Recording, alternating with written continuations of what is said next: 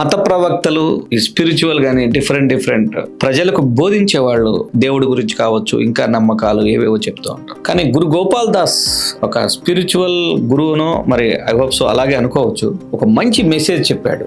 మనిషి జీవితంలో ఏదైనా సాధించవచ్చు లేదా ఏదైనా కోల్పోవచ్చు, ఎంత దారుణంగా కోల్పోవచ్చు, ఏ స్థితికైనా కింద పడిపోవచ్చు. కానీ మనిషి రాబో కాలంలో మళ్ళీ నేను సాధించగలను, ఎదగగలను అనేటటువంటి హోప్ను అయితే వదులుకోకూడదు. యాక్చువల్గా మన జీవితంలో కోల్పోయింది డబ్బే అయితే సంపాదించవచ్చు, లేదా కోల్పోయింది వస్తువే అయితే మళ్ళీ తెచ్చిపెట్టుకోవచ్చు. కానీ హోప్ ని మాత్రం వదులుకోగలిగితే, హోప్ పోయింది అనుకోండి, మనకు సాధించగలము అనేటటువంటి ధైర్యం కోల్పోతే ఆ రోజే మనం చచ్చిపోయినట్టుగా ఫీల్ కావాలని ఆల్మోస్ట్ చెప్పడం జరిగింది.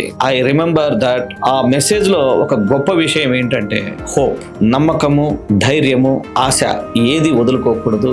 ఏదైనా సాధించగలం అనేటటువంటి ధైర్యంతో ముందుకు మాత్రం వెళ్ళాలి.